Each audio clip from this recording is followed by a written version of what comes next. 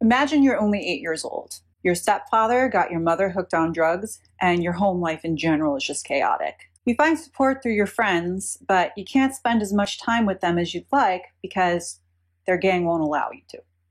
That is, unless you join them. This is exactly what happens to today's guest, Valencia Griffin Wallace. Curious on how an 8-year-old even gets initiated into a gang? You're going to have to listen to this interview to find out. If you're a hot-headed, angry individual who blames the world for where you are in life, this episode is for you. By the end of our conversation, you'll learn exactly where to find help if you can't find help from your family. You'll also start to think differently about your challenges in life, and maybe even begin to view them as preparation for what's soon to come.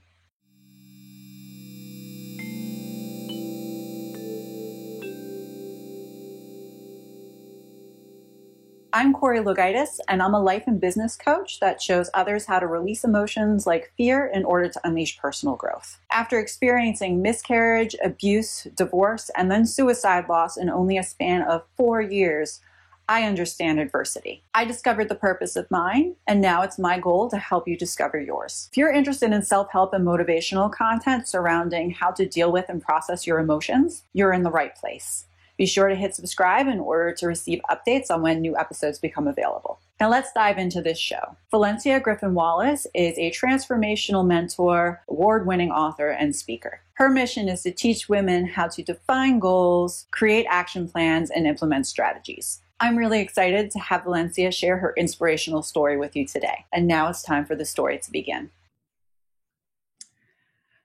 Good morning and welcome to the Corey Lowe Show. I appreciate everybody joining me today. Today we've got Valencia on the line to talk to us. How are you doing today? I'm doing great, Corey. How are you doing this today? I am doing amazing. Thank you so much for asking. I'm really excited to have you on the show. If you guys aren't familiar, I actually appeared as a guest on Valencia's show, Define You Radio. So if you enjoy this conversation today, definitely be sure to head on over to her part of the internet to check that out as well. But really excited to have the opportunity to talk to you today and to share your story, with my listeners, because I think that they can really learn a lot from your experience and hopefully receive some guidance, especially for those who have gone through similar situations to what you've been through. So each and every show I always start off with the same question.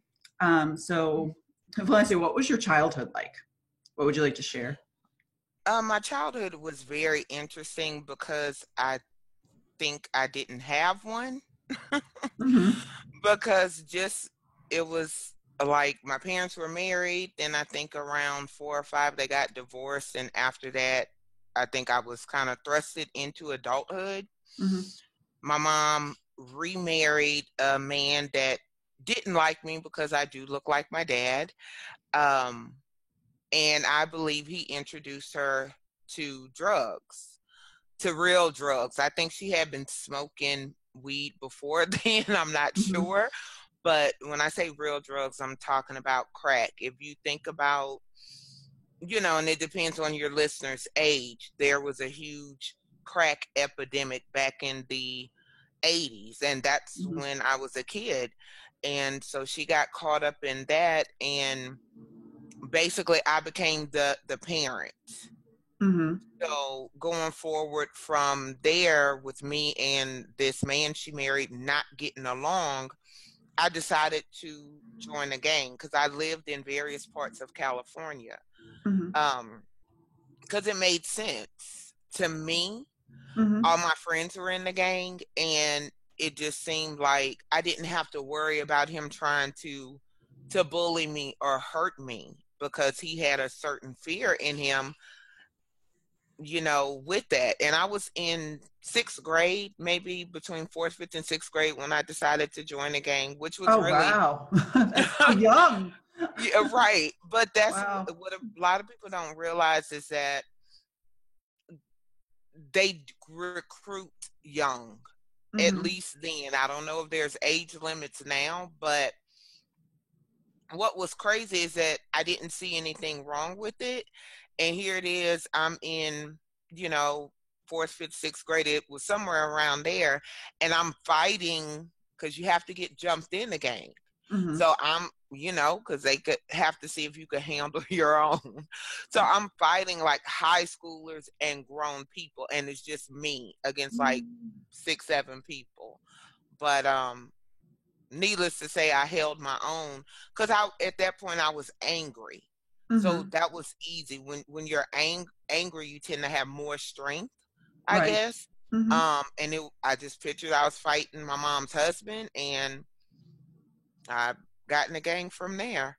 Wow. So And the gang provided you with protection, you said you felt, against your family situation with your stepfather. That right. was the primary. Okay. Well, that and I think the main reason I joined was because all my friends were in the gang. Okay. So So peer pressure element. it was more like it was certain things I couldn't do that Mm-hmm. they could do because they were in the gang. So, like, I couldn't hang out with them when they were with the gang because I wasn't part. I couldn't wear certain colors. Really? Yeah. So, and what's crazy, if anybody knows anything about me or my branding, my gang colors were red, white, and black, primarily red. Mm-hmm. So yeah, so that's always an interesting discussion. But I would say, and even in my book, I talk about in Motherless Child, I talk about joining the gang, but I give a really lollipop version of it, Mm-hmm. just because that wasn't such a big part of my life, and it was while I was in California, it was certain things, and certain things you just everybody doesn't need to know, Mm-hmm. I guess, especially because I was that young. It's not like I was an adult in the gang or an older teenager or something like that. So being that young, I didn't get exposed to a lot.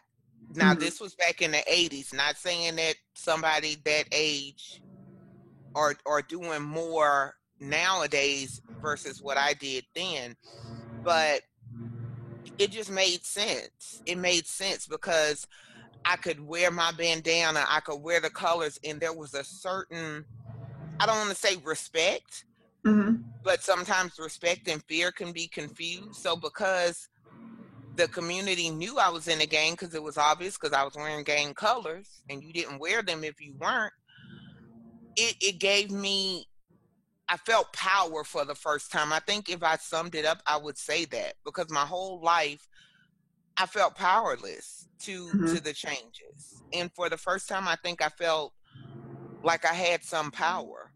Wow. And then, I mean, you're in it at such a young age. So what kind of, activities and things were you involved with at that age? Or do they, break it out based on what you're capable of depending on your age? Well, with me, I was a good fighter. Mm. So it was funny. We would go to like dances or different things like that, and you would see other people. Mind you, this is all on a military base in California. Wow. In San Diego, it was an open base at that time. So that meant there were no, because my stepdad was in the military. Mm-hmm. And people always have that question as well, like how your mom was, basically a crackhead on the base. My mom was in the military, so the Navy wasn't testing her, you know. Got it. Um, so on the base in San Diego, it was an open base. So that meant there were no MPs, no military police to keep the public from coming on the base. So that's why I think it was a gang problem then. But we would go to dances, and if they had rival gangs, of course we would fight, and I was really good at fighting. I had no problem fighting. Mm-hmm. I was always an artist. So I would do a lot of graffiti Okay. on the base. I hope the statute of limitations have passed on that, and they did. Look. So that's mainly what I did, because Mm-hmm. those were the things I was good at, which is kind of crazy because they're almost at opposite ends of the spectrum. Mm-hmm. She's a really good fighter, but she's a really good artist. She could tag up a whole lot of stuff. So that's basically what I did. And at that time, I think I was taller than everybody else. So I was kind of responsible for my friends that went to Okay. school with me. So even though they were in the gang before me, I was the tough one. I had no fear. I made sure nobody messed with them. Mm-hmm. Almost like the bodyguard of the situation, maybe, when we were at school. Now, of course, outside of school, we had the rest of the gang, but I fought a whole lot, like for no reason. And it's crazy how you could get caught up in that at that young age. So I Right. think it helps me understand kids today better when you're in a charged environment and you're already angry at the world and Mhm. this is the one thing people respect you for. It's easy to fight. Wow. That's incredible. How long were you in the gang? We moved from that part of California when I was like in 8th grade. Okay. And from there, I think my stepdad got kicked out the military and we ended up in Texas. So where we lived in Texas, there was no gang. So there was never no, I don't know if you ever heard the saying blood in, blood out, or, you get jumped in, jumped out. Because there was a move, there was no like exit, like, okay, I'm out the gang situation or any of that. I moved and I hated it because I took that gang mentality to a country town, to Longview, Texas. And I was still wearing my colors and still had that. And at that time, it's like we went from living on a military base to living basically in the hood and poor. Mm-hmm. Like I think maybe both of that at that time, both my mom and stepdad was on drugs. I'm not sure. Things just got really shady. But I was still in protection and fight everybody mode, you know. And Mm-hmm. that just probably changed like when I was 20. Oh, wow. Give or take, give or take. So So as a kid, and you said you were in 8th grade when you moved, roughly? yeah, I was about Okay. in 8th grade. Um, what's funny, because I was, after spending this time in the gang, so I would stand up to my stepdad. Like I let him know that, I know what you did to my mom. I don't have any respect for you. And I threatened to kill him a couple of times. And in fact, because he was very emotionally abusive to my mom. Mm-hmm. And I was her protector. I was the protector of my little sister. So what happened, and I'm gonna just be 100% honest, I did try to kill him Mm-hmm. because I had a dog, a little homeless dog that I found, and so it's like I found this thing to love me, and that was the only thing I had that I felt like loved me. Mm-hmm. And he was an evil man. I mean, there's no other way to say it. So he was slapping. I remember it like it was yesterday. He was slapping the dog with black gloves, trying to make it an attack dog. And I was yelling for him to stop, and my mom was trying to get him to stop, and he wouldn't stop. And like something, he broke a glass table, and I think something clicked in my head, and I went and got a kitchen knife and tried to stab him. Ended up cutting my finger open. That's how I got sent to Louisiana. Because I told my mom, if I Mm-hmm. stay here, I'm gonna eventually kill him. I Wow. said, so you have a choice. It's either me or him. She chose him. And I got sent to Louisiana with my family here. Okay. What family were you sent to live with? Was it like aunts, uncles, Well, I grandparents? was born, my grandmother, Okay. with my grandmother, but still, I still had this gang mentality. And I had a strong California accent. And here in the South, they're like, oh, what, like you're a Valley girl, like where you from and everything else. Mind you, I'm still wearing gang colors. So I Mm-hmm. think, and this was all in 8th grade. So in 8th grade, I changed schools. I went from California to Texas to Louisiana. Wow, all in one year. Yeah, all in one school year. That's a lot of And changes. yeah, and I wasn't, but I just didn't care. I kind of just whatever. I Mm-hmm. just wanted it to be done already. And Louisiana have a very different style from California. And my accent made me stand apart. This toughness I had made me stand apart. I came from a diverse world. when I was in California. Louisiana at that time wasn't so much. Mhm. So people would try to bully me, and I would end up getting in fights. And what's funny, I still have some of those like suspension slips. I kid you not, today I still have some. Excuse me. Mhm. So it's Wow. it's crazy. So you kept your suspension slips. My mom did. I don't know why. I don't know why. Like, apparently I hit a guy with a brush in Mhm. Spanish class. That's so And random. yeah, and I remember it because he probably didn't expect it, you know, and I Mhm. can't remember if he was making fun of the way I talked or what the situation was, but and literally it says this on the slip. And it says Valencia hit Robert with a brush in, I can't remember the teacher's name, but it was Spanish class. Wow. That might be why I never learned Spanish, but it was interesting. It was very interesting in my life. Mhm. Wow. So, I mean, to kind of like summarize what you've talked about before, so in joining the gang kind of helped you have this sense of confidence, right? So what was it like then, leaving California and leaving the gang and moving into these more rural areas, and then, not having that same kind of, the gang not having the same power, I guess you could say, over your community? How did people respect you at that point? How did that affect how you interacted with people? It I think I brought the gang with me, that mentality of Mm-hmm. I'm tough, the world can't break me. Mm-hmm. Because by that time, my mom had drug problem, got really bad. So by that time she had stolen stuff from me. I remember one day me and my sister left trying to find her. She was gone. I dealt with so much emotional abuse from my stepdad. So I was already hardened to other people's opinions. And anger is an easy emotion to express. Mm-hmm. So because I had this anger, I would fight, like I would like threaten people just physically.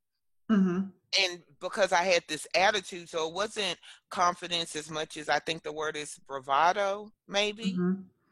That might be the word I'm looking for, to where I'm just this tough girl. Like, you come at me, you're not going to walk back. And that was a shell that I kept around me for years, and I had to, because Right. eventually my mom moved to Louisiana. Oh, okay. So she moved to join you guys. Not so much to join us, but Mm-hmm. the marriage was, I guess they were poorer than poor, you Mm-hmm. know.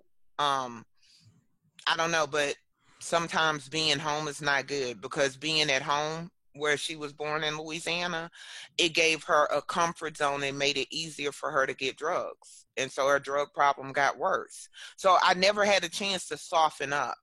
Mm-hmm.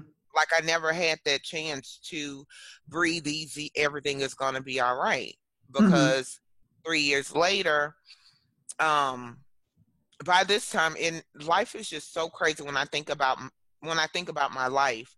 But this was eighth grade. She moved here when I was like in ninth grade. I, me and my sister kind of was from place to place, and then when I was in 11th grade, she was murdered. Oh my goodness, I'm so sorry. Thank you. Mm-hmm. It's always a weird reaction for me, because when I tell people that, they have that reaction, but Mm-hmm. this was 94. Mm-hmm. So for me, I think I just, like, the time has flew. Now I do still have my moments, but I try to not think about my mom as a drug addict. Mm-hmm. I try to think about who she was before and in between. And that's what literally probably saved my life and helped me to not be so angry with the world, because I blamed everybody. Mm-hmm. It was everybody's fault she was on drugs. It was my stepdad's, it was my family's for not accepting her. it was everybody's fault. And which made me more angry. I swear, I don't know how I graduated high school because I just got in so many fights. Mm-hmm. But I was an athlete. In fact, I was in Fellowship of Christian Athletes. I was the president of Future Business Leaders of America. I was in so much stuff. But there was this other side of Valencia that was still angry and blamed the world for her mom.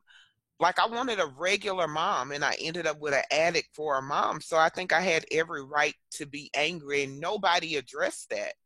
Sure. Nobody addressed why I was angry, why I was depressed, why I was dealing with this. It was more like, you're just angry. You're just a bad kid.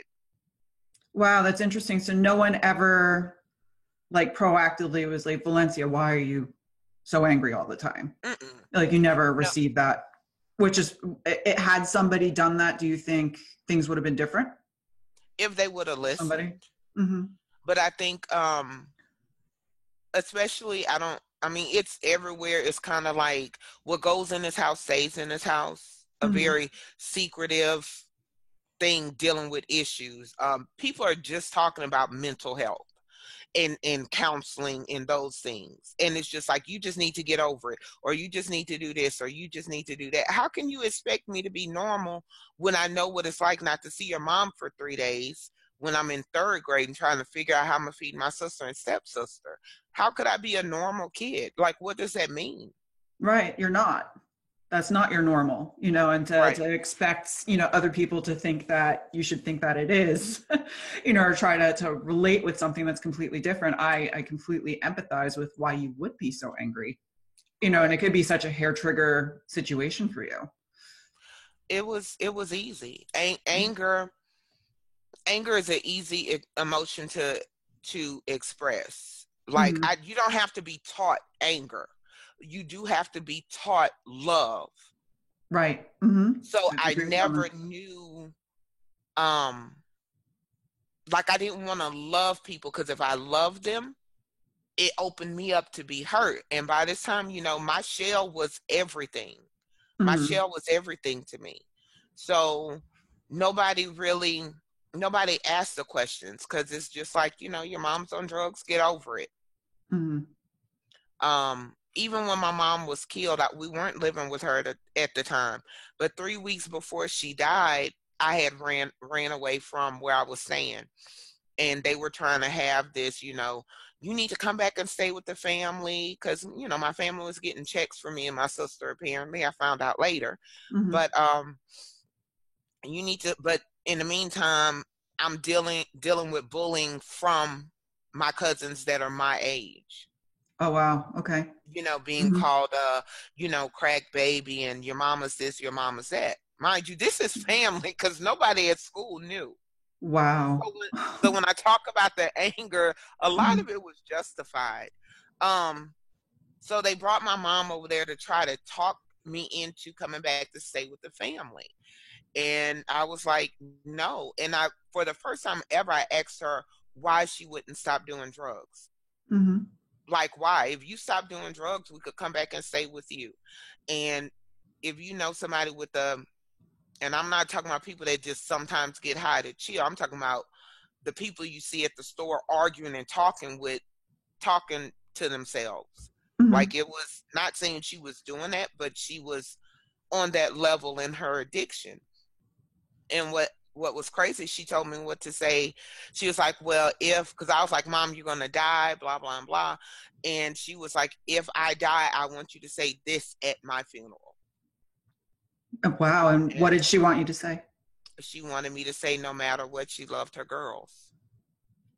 Oh, how'd that make you feel in the moment when she said it? I was like, if you just stop doing drugs, then why would you tell me that? It's kind of craziness, because I think 2 weeks before she got robbed. So she was still scratched up on her knees from being drugged by a car. And at that moment, it just didn't make sense. I didn't understand why she was telling me that. Like, who has that conversation in that way? And she also told me she enjoyed getting high. So So you kind I of mean, almost don't know what to take seriously. right. I'm like, what? You Mm-hmm. know, what are you talking about? And then 3 weeks later. So in a way, I guess I'm glad we had that conversation. Mm-hmm. Um, because we weren't seeing her a lot because she was kind of living in, a crack house or whatever. We weren't seeing her often. Mm-hmm. So had that not happened, I hadn't seen her like a while before that. Mm-hmm. But getting up, saying that at her funeral, because I'm the oldest, was a very almost crazy moment because you don't ever expect that. My mom told me to say this at her funeral Right. to happen. Mm-hmm. So yeah, And that's not something that any kid should ever have to expect to have to do. right. And how old were you when she passed? I was 17. Wow, you're so young. I was 11th grade, just coming a month off of prom. Wow. And in fact, the day and her murder is still unsolved to this day in Baton Rouge. Mm-hmm. Um it was the day they found her because they found her. I don't know how, I don't want to like shock your audience, like, oh my God, because I'm okay, Right. now. Mm-hmm. But they found her basically in a ditch in Louisiana. Um, and what happened, it was the graduation for my high school that day, and I had a boyfriend that was graduating. Mm-hmm. And it was crazy because I wanted to, like, no, this isn't real. Even when they had it on the news, me and my sister like just knew they were lying and put her in some sort of rehab or something and got the news to lie about it too. We just knew that. But it was true. Mm-hmm. So No, and I mean, I can't empathize with with losing a mother, yeah, right? But I know, you and I had spoken before. I lost my long-term boyfriend. He right. died by suicide, right? So I completely understand that shock. I think it took me a good like 2 months before I was even like, oh yeah, he's like never going to text me again. Yeah. That kind of like getting used to like wrapping your brain around the fact that they're no longer, they in existence. Yeah. It changes the whole trajectory of your life in a way. It So did. And it kept me angry mm-hmm. for I'm sure. like really. I was like, okay, I'm ready to leave this world. And what's crazy, because in high school it seemed like everybody was getting pregnant except me. I don't know if it was something in the water. And I was like, I'm never gonna have kids because I'm gonna mess a kid up. I don't know what it looks like to be a parent. Mm-hmm. Well, and there you are as a child, basically having to act like one right. for, your siblings, for your mom, for all these people. Even when you talked about being in the gang, you had said you were taking care of your friends. Right. So you're like always in this caregiver role and you're not even 17. Right. A lot of responsibility. Yeah. For such a young person. And I don't know. That's why I said like I didn't get the whole childhood PTA meeting. Even when I played volleyball and my name was in the paper like several times because I'm fairly tall, so and have a lot of upper body strength in high school. Now I don't know where it went. But my name, like I would have games and everybody else, parents and family there cheering them on. I would look up in the stands and nobody. And half the time after the games, I'd have to walk home. And then turn around the next day, my name's in the paper for spikes or blocks or, serves or something. So that's why I say when people wonder why I was angry, yeah. Right. You know. When have you or did you feel most alone as a teenager? Share your story in the comments below. Makes sense. I'd be angry. It's like a gumbo of craziness. It was like I was almost, at one time I just thought, this, like I'm just one of them people that nobody loves. So I was like, I'm ready for the world to end. And honestly, if I didn't know it was a sin per my family, I probably would have killed myself just because it didn't make sense for me to be here. Right. And that was, but so I was doing a lot of things to bring on death, so to speak, like fighting a Mm-hmm. lot, and partying hard and all of that crazy stuff. And it wasn't until like I got pregnant and I was like, all right, God, I'm gonna give you 18 more years. I'll give you 18. Mm-hmm. That's it. So Well, and at what age did you get pregnant? I was 19 Mm-hmm. and I gave birth to my son when a month after I made 20. Wow. So And how did that experience change, your life? I thought he was the baby Jesus because I was doing everything to prevent pregnancy. I Mm-hmm. just moved to Georgia to kind of escape a situation I got myself into here in Louisiana. So I was like, oh, I got to go. Mm-hmm. So maybe Georgia. Mm-hmm. And it was crazy. I knew I was pregnant when I got pregnant. Mm-hmm. Like I knew. And so it was just a matter of the actual, going through that before you take the test thing. Mm-hmm. Took the test, took another test because I knew I was pregnant, but I didn't want to be because I wasn't in a situation to take care of me. Right. Mm-hmm. And I knew I was having a boy. So everything from the doctor was just confirmation. Like, this is what's going to save your life. Wow. Like, I'm supposed to be here because I Mm-hmm. knew I wouldn't have a kid if I wasn't supposed to be here. Right. And Mm-hmm. so now he's 22. So, yeah. So you made it way past the 18. Yeah, I made it past the 18. And he saved my life because I thought, okay, so my purpose in life is to raise this kid not to be jacked up, not Right. to be Mm-hmm. messed up like me. And it wasn't until then watching him grow and me growing too, like to know love is scary, Yeah. Mm-hmm. especially when you love somebody more than you love yourself. So Mm-hmm. I couldn't go around fighting or drinking or doing all the things that I was comfortable in. I couldn't go doing that stuff because who's going to raise him? Right. Mm-hmm. My mom was gone. My dad was in the wind. I didn't trust none of my family. Mm-hmm. So, I just, God, if I'm going to do it, help me do. I don't want this kid to be jacked up. That was my whole Mm-hmm. thing. So we grew together, which brought me back to things I liked to do as a child, like Mm-hmm. writing and drawing. And that's watching him grow helped me grow into the Valencia people see today. Right. And it's So, interesting listening to you, talk and share your story. You touched a few times on, through your childhood, you're always in this kind of like reluctant caretaker role. And it's right. almost like all that you went through prepared you for when your son was supposed to come. Because then I you never were going thought to be about the that. only one who was going to be able to take care of him, but you were prepared for it because you had been through so much to get to that point. I never even thought about it like that. Mm-hmm. Thank you. I never it was just like I read books and I'm like, I knew everything I saw wrong, and I'm like, I'm gonna Mm-hmm. just do the opposite of what I see other people do. But I never thought about it like that, which is true.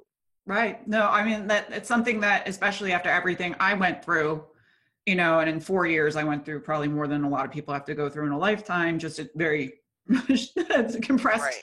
period of time. But I kind of knew each and every time, I'm like, there's something I'm supposed to be learning from this because otherwise it wouldn't be happening.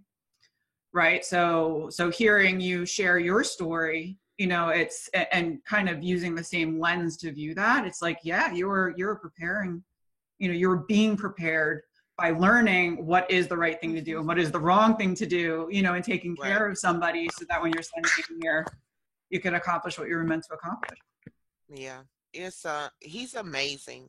Mm-hmm. And I said that's probably why I stopped at one, because he got all my good stuff. Like, if I had a childhood, it would have been like that. Mm-hmm. Like, so in a way, I kind of got to live my childhood with him Mm-hmm. or through him. But the funny thing is, growing up, my mom wasn't high like 150% of the time. Mm-hmm. So there were moments where she wasn't high, and she was like a mom. Mm-hmm. So we would do things like, ride and look at Christmas lights, or she taught us how to make our own Barbie clothes, like by hand. Mm-hmm. And there were moments, but I think that at a certain point, when you have like some substance abuse, I don't know, because I really don't understand addiction in that way. Mm-hmm. Anything that would take you away from, but I think that's a control freak in me, though. Anything that would take you away from your kids and security, shelter, those things, I don't understand it in that way. But yet, my dad's battling addiction now, because he did eventually come back into my life after I was grown. And I was like, oh my God, I could be an addict, like Mm-hmm. that reality hit me, and I had to start delving into the whys. Why are you angry, Valencia? Why your mom did drugs? Why until there was nothing left? Mm-hmm. And that helped me as well, as far as understanding her and forgiving her, which was literally the crutch. Right. Mm-hmm. You have to be able to forgive her in order to release your anger. Yeah. Mm-hmm. Yes, ma'am. It wasn't easy. It wasn't easy, because forgiveness is not just for the living. Mm-hmm. And I think a lot of people, when I see a lot of women these days, they're holding on to hurts and anger. And the thing is, whether the person is alive or dead, just because somebody's alive don't mean that they feel sorry for however they hurt you. Right. Mm-hmm. And how long are you going to use that as an excuse to not do nothing with your life? Right. Like, Mm-hmm. how long am I going to use the fact that, yeah, my mom was a drug addict and was murdered when I was 17? How long am I going to use that as an excuse not to do anything with my life? Mm-hmm. I can't pay my mortgage with that. Right. No, you can't. Mm-hmm. And it's very interesting when people tell me, well, I had this happen. I was like, okay, let's get a checkoff list and let's compare notes. Mm-hmm. Yeah, I was a young single mom. I had no college education, yet and still I always worked. Mm-hmm. I was always able, like, I made a way, even when it seemed like there was no way. Right. Mm-hmm. I got tired of struggling. I got tired of anger, because a lot of times we're angry at people and they're going about their life. They don't care that you're angry. They don't know, whatever. So I think at the end of the day, women and men, you have to make the choice that this don't feel good no more, Right. I mean, why would somebody willingly want to be angry all the time? It's not a good feeling. I mean, I know even for myself, I was a very angry individual for years, and I reflected it. And, I was a typical New Yorker. I cussed every other word, F this, F that, mother effer. And it got to the point where I didn't like being that way. And I remember I put myself in therapy specifically because I was like, here's my goal. I want to figure out why specific things trigger me, so I can learn how to just let it go. Because at this point, it's eating up too much of my energy and I just don't feel good.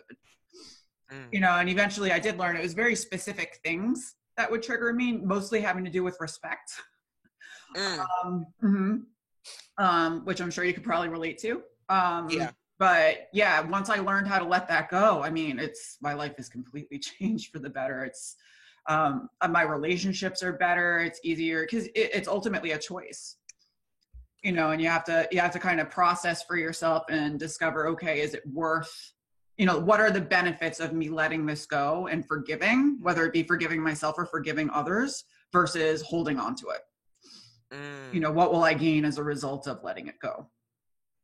I know it's so funny you said that about respect.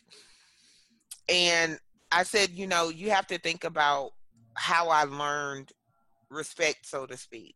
Because if somebody disrespected you, especially when I was, you know, in a gang in California, we're gonna fight. Right. That was my reaction to disrespect. And that has always, it's not like it used to be, but if I'm honest, that has always been a battle. Not to, you know, lash out, but if I feel disrespected, like you could you could, I don't know what you could do, but if the root of whatever you do to me is disrespect, that is something that even in to this day, like I have to woo-saw and take a moment because that is still a trigger. Like it's such a trigger for me still. Not like, you know, I'm not like out here fighting and stuff. I'm way too old for that. But it's like I will seriously stop dealing with people if I feel like you disrespected me. Because I feel like, you know, I've been through too much. I do too much now. I know I fought against too much. How dare you disrespect me? And it's something, I'm learning. I'm growing from that. Right. You know, but at least I'm honest. But if I had to say, if somebody said, Valencia, what is a trigger for you? It's definitely that. Oh yeah, for me it's big time, and I get like physical sensations, so I know when it's happening, which is why I wanted to put myself in therapy, because I'm like, all right, if I'm getting this physical sensation, something's triggering it, so let's explore and figure out exactly what it is. And it was ultimately the respect thing. And what I learned is when I start feeling that way, to then kind of identify, okay, well, what is it specifically about whatever action happened just prior to me getting this? Usually my heart races. Right. So what happened right before my heart started racing, you know, that made me feel like I was disrespected? In general, and this was just for me, everybody's got to do it for, you know, themselves and do this like self-exploration. But for me, it was always specific personalities or people in my life that were narcissistic, which generally narcissists don't respect anybody, right? So I had to kind of learn, okay, well, it's nothing personal and has nothing to do with me. Just because they are acting this way towards me, it doesn't mean that I am any less of a person, or nor do I need their approval, right? So from there, I was able to learn how to detach whatever it was my feeling was surrounding that respect. And then I was able to release it, which then kind of levels me out. I also kind of figured out too, in order to get my heart to come back down, some things that work for me is I'll start writing out how I feel immediately after. You know, I'll excuse myself from the situation, take a break. For me, journaling, getting it out on a piece of paper immediately brings me down a few notches. That and Reiki helps, or going for a walk. But I have to put on church music because I was like, Valencia, you can't cuss somebody out if you listening to church music. Like, the funny thing about being in the South that I didn't get when I was in California, because being in the South taught me racism. So when I was in California, if somebody didn't like me, it was just like they didn't like me. But being here taught me really the separation. And it taught me that somebody could just not like me because I was Black. Right? I had a hard time dealing with that because I had never experienced that at all. So then it brought in another level of, you may be disrespected because of this. So I'm growing. It's different now, but I think the initial shock of, you know, my early life in California to moving into the South, it was very hard for me just dealing with people and disrespect, and like I said, the separation and all of that stuff. So you add, like I said, it was a gumbo. I was a gumbo of emotions that just came out in anger. Sure. It was easier. And considering the environment and all the new things that you were experiencing that were different than your prior environment, you know, that you lived in until you were in 8th grade, you know, it completely makes sense how that could be like confusing and, you know, it would trigger you.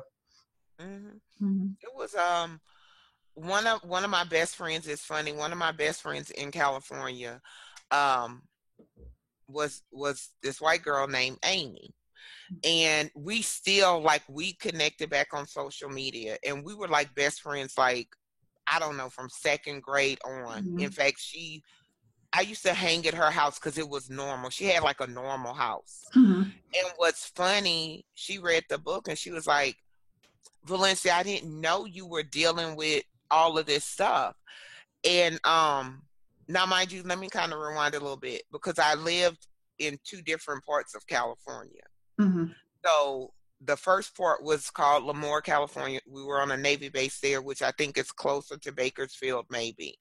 That was the normal area. It was a closed off base. It wasn't until we moved to San Diego that the whole gangness happened. But Amy, I was like, I didn't tell people what was going on. Like nobody knew my mom was on drugs unless they saw her. Of course, I wasn't going to my best friend's house while we listen to Debbie Gibson and reading teen scene magazines and be like, oh yeah, I hadn't seen my mom in 3 days. Wow. You know? But that's very interesting when people find out stuff about you and they were around you at that time in your life and didn't know.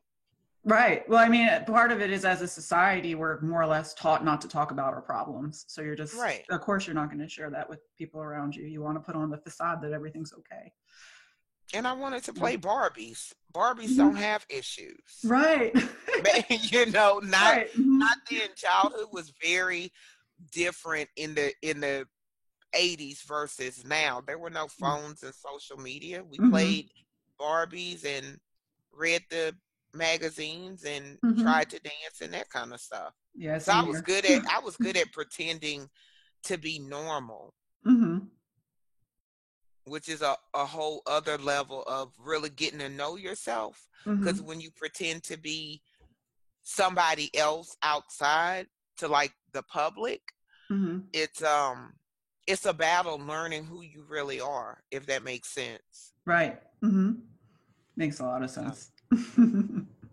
So Valencia, I was going to ask you, so for, you know, any listeners or viewers out there who are going through something similar to what you went through, whether they're, you know, teenagers that are in a gang or they have a parent that's addicted or, you know, maybe they're a teenage runaway, I don't know. What would you want them to know now, having gone through what you've experienced and getting through it? Ooh, good question. Let me see. I would say find that safe place or that safe person that you could talk to and be like blunt, honest with. Know that you're not the only one going through it because I felt like it was just me. Think about the things you like to do and delve into that, like go head first into that. Because I've been writing since I was 8 years old. And it wasn't until I got older that I rediscovered this has always been part of me. If you're in a dangerous situation, like I said, find that safe place, that safe person to talk to. There are people that understand, that will not judge you. Social media is not the place. Right, I have to agree with you. But I would say, you know, really find someone that's going to understand you and not judge you and could know your specific situation. So whether that's a teacher, whether that's a counselor at school, whether it's some random, you know, I'm sure they have like teen centers and stuff now. I don't know. But I would say don't hold it in and know that there's life. Like there really is. Like stay on survival mode. Do what you got to do to survive, but still reach to find life because there is honestly life out there. And I'm still catching up. No, great advice. Thank you so much. And it's actually, it's interesting because I ask that question a lot on the show, and it doesn't matter what adversity people are coming from. Usually it's the same thing that they recommend. Like, find somebody to talk to about it, find somebody who went through what you went through, look for a support group, talk to a teacher. So great words of advice. The one thing I would add to that, definitely, I agree, social media is the worst place, but Google can be your friend as far as finding a support group, finding a teen center, whatever it is you need. The best thing that you could do, though, is find people who understand what you're going through, who could be there to support you. Yes. I completely agree. Love that. Love that. So Valencia, you had mentioned, you're writing now. That was something that you've always liked to do. How else are you at this point in time using your experience that you went through to help other people live better lives now? Well, my drug experience, so to speak, has led me into being involved with DARE, which is, what is it? Drug Abuse Resistance Education. Okay. I remember the shirts in the 80s. The DARE shirts in the program. DARE is still around. DARE is still around. So I spoke last year at their conference to try to help the people that's supposed to help the kids, like, really know what you're dealing with, because to me, you're the enemy. You're the person that's going to take me from my mom. So kind of how to break that barrier to foster more communication with the younger generation. I'm also a child advocate, and I say all this to say, part of me growing and helping women is teaching them to sow into what they need, if that makes sense. So me helping kids sow into that need I have to help the helpless where I felt helpless. Okay, so that's one part of my life. I would say, and I'm trying to remember the question. That's the problem when you get to rolling. Like, advice to help women. I'm sorry, what was the question, Corey? What are you doing? What are you doing today to use your prior experience to help other people? Everything I can. Everything I can. Cause see, okay, thank you. Everything I can. So I write, and I'm a blunt, honest writer. And I think people look at me now and they'll see me, especially when they see the pictures I post. I'm all makeup up, photo, glamorous. But when you read my story and you look at the pictures, like, wait a minute, how did this work? So just me being honest, and I have, of course, my podcast, and for instance, in my group too, because I have a private group on Facebook where we have monthly slumber parties online. So cool. we're all bluntly honest, but we offer solutions. So I think me being very transparent, because I literally have, I don't want to say no shame, but once I realized the things I was ashamed of wasn't my shame to bear, it allowed me to be honest with women and to know somebody could go through not being able to pay their bills, to having a mortgage and looking at rental property, like you could do it too. Right. So I think being honest about my journey, speaking different platforms, opening people's eyes, and just really living my life and being an example of that. Like I put on social media one day on Facebook about, the hardest part about being a parent is knowing as they grow up how much to hold on and how much to let go. And I'm honest, I'm dealing with being an empty nester. Right. That hurts because this is because of this kid I'm here. So just being honest, I find reaches more people than trying to be on the show like I'm on a, all made up and perfect and life is great and stuff all the time. No, this is the backstory. This is the current story. Right. No, but no excuses. No excuses. Couldn't agree with you more on that. Valencia, what's the best way that our listeners and viewers can find you online?